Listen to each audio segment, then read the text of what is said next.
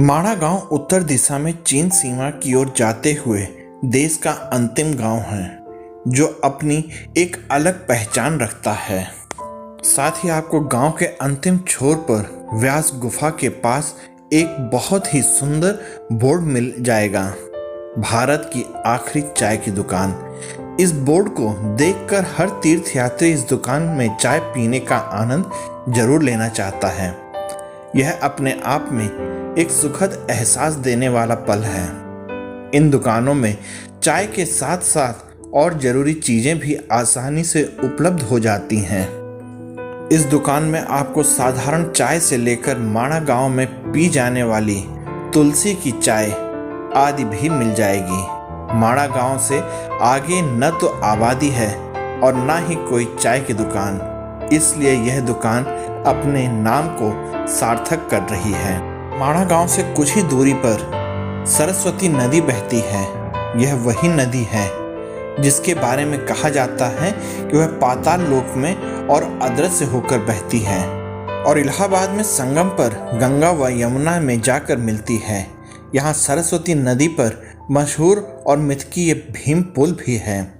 कहा जाता है जब पांडव स्वर्ग की ओर जा रहे थे तो उन्होंने इस स्थान पर सरस्वती नदी से जाने के लिए रास्ता मांगा, परंतु सरस्वती ने उनको मार्ग नहीं दिया और उनकी बात को अनसुना कर दिया। ऐसे में महाबली भीम ने दो बड़ी शिलाएं उठाकर सरस्वती नदी के ऊपर रख दी, जिससे यह पुल का निर्माण हुआ और जिस पर चलकर पांडव आगे चले गए। यह पुल आज भी मौजूद है।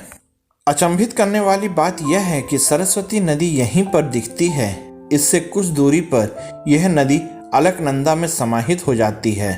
सरस्वती नदी यहाँ से नीचे जाती तो दिखती है, लेकिन नदी का संगम कहीं नहीं दिखता। इस बारे में भी कई कहानियाँ प्रचलित हैं, जिनमें से एक यह भी कि महाबली भीम ने नाराज होकर गदा से भूमि पर प्रहार किया, जिससे यह नदी पाताल लोक में चली गई।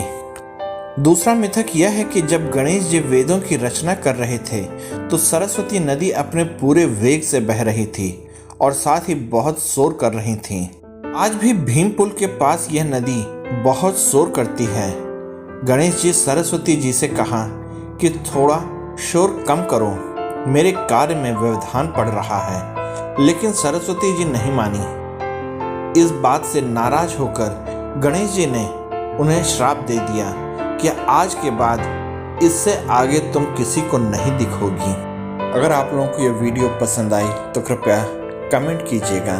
साथ ही आप इस वीडियो में मेरे साथ बने रहे, इसके लिए आप सबका बहुत बहुत हृदय से धन्यवाद और जय हिंद दोस्तों।